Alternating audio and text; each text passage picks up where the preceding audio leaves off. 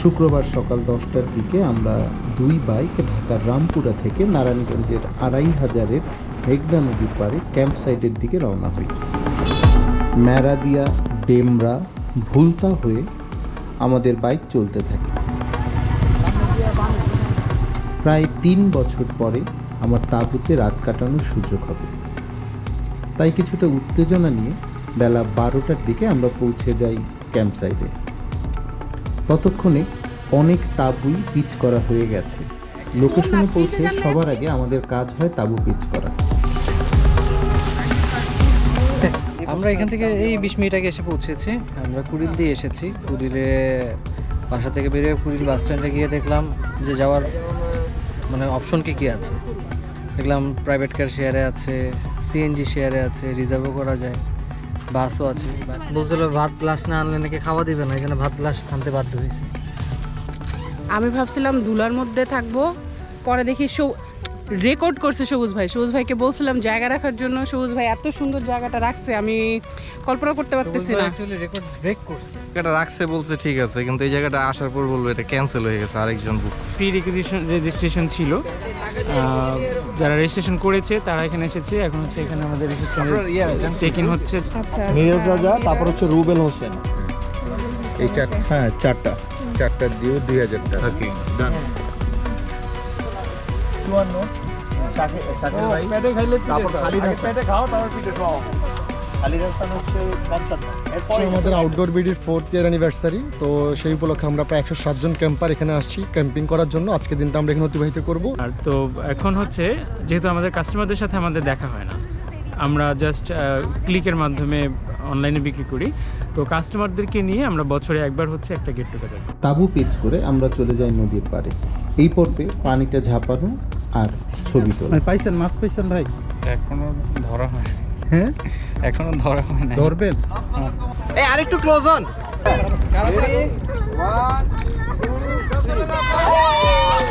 পাশে মেঘনা নদী, প্রমত্তা মেঘনা।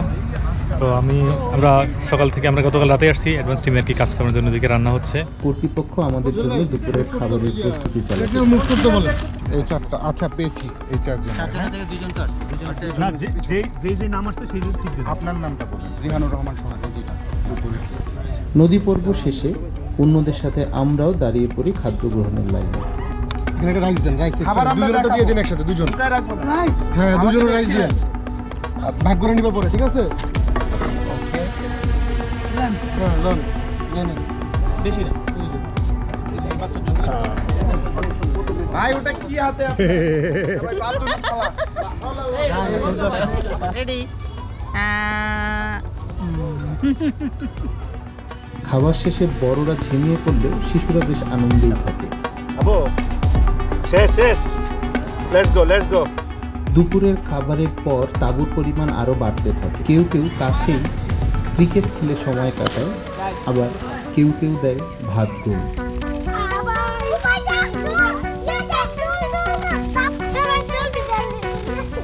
ঘুম একটা দিছি ভাই, কিন্তু পিচ্চি বাচ্চার মানে চিল্লাচিল্লিতে ঘুম থেকে উঠে গেছি। কাচ্চি খাওয়ার পর এই যে ঘুমাইছি, এটা শাস্তি দেওয়া হয়েছে। ঘুমাইছি, ঘুমের মধ্যে থেকে উঠে দিচ্ছি। এখন আমি বুঝতেছি না আমার বউকে আমার কি। রাতে কর্তৃপক্ষ ক্যাম্পিং আলোতে আগতদের দেয় কিছু পরামর্শ। আচ্ছা এখন হ্যাঁ মানে শুধু একটা হলে হবে না। তুই টিস্যু দিব না বাথরুমে? না সেটা হচ্ছে বাথরুমে ফোন নিয়ে যাওয়া নিষিদ্ধ করতে হবে। ফোনের কারণে তো লেখাটাকেও করতে পারতেছি না। কার দোকান এটা? গ্রাউন্ডে বসে আয়োজকদের দোকান চলে ছাড়ে বেচা। একজনই ব্যবসায়ী রামেন করছি এই ক্ষুধার্ত ব্যক্তির জন্য। মারা যাচ্ছিল ইফ ইউ ওয়ান্ট আপনি হচ্ছে চামচ নিয়ে এসে বসতে পারেন। তবে সবুজ ভাই আজকে অনেক দুষ্টামি করতেছে। ভাবি থাকলে করতে পারতাম না। ভাবির সাথে যোগ।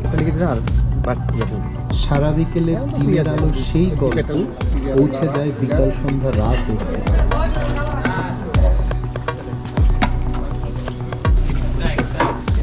ওদিকে সময় হয়ে যায় রাতের খাবারের। 1 2 3 খাবার শেষে অনেকের তাঁবুর সামনে বসে চায়ের পসরা।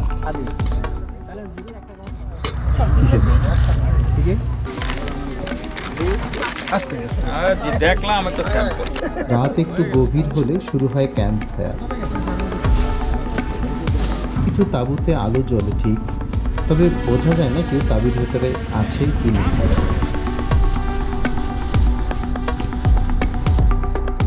শত মানুষের ভিড়ের মাঝে কেউ থাকে একটু দূরে, একা, নদীর ধারে, নির্জনে। একটু দেরিতে সকাল হয় আমার। এর মধ্যে কেউ কেউ তাঁবু গুটে চলেও গেছে। তাঁবুর বাইরে তখন চলে প্রভাতী আড্ডা।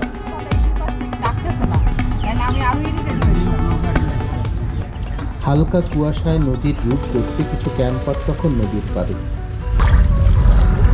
ভাবলাম নদীর আশপাশটা একটু ঘুরে রাখা যায়, কিন্তু দূরের সাউন্ড বক্স নদীর প্রকৃত উপভোগে কিছুটা বিরক্তি জাগায়।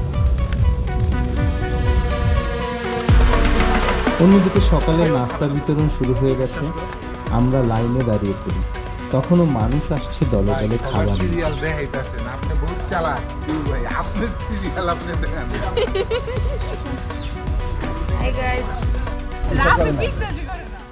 খাবার শেষে আবারও আড্ডা চলে। আমি শুয়ে পরে ওরা তো সব বাইরে চা খায়, আমি শুয়ে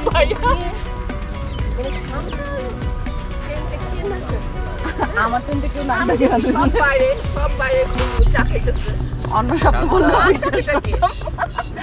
প্রাথমিকভাবে আয়োজকদের আয়োজন এখানেই শেষ। তাঁবু গোটাতে ব্যস্ত একদল। কেউ নিলেন বিদায়। একে একে মাঠ ফাঁকা হতে থাকে।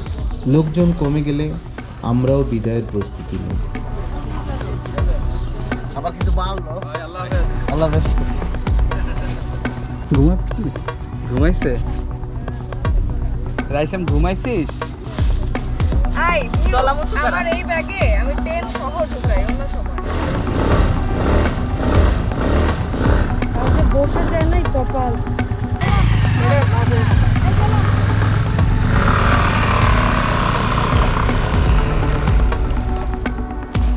বিয়ে করলেও এত কষ্ট নাই, একটা ইভেন্ট আয়োজন করা যে প্যারা, শিক্ষা হয়ে গেছে।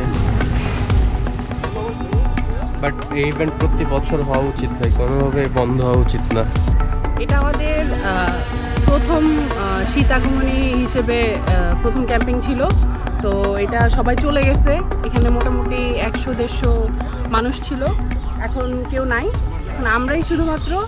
তো ইনশাল্লাহ যেহেতু নভেম্বর মাস শুরু, মোটামুটি শেষের পর্যায়ে, সো এটা দিয়ে আমরা শুরু করলাম।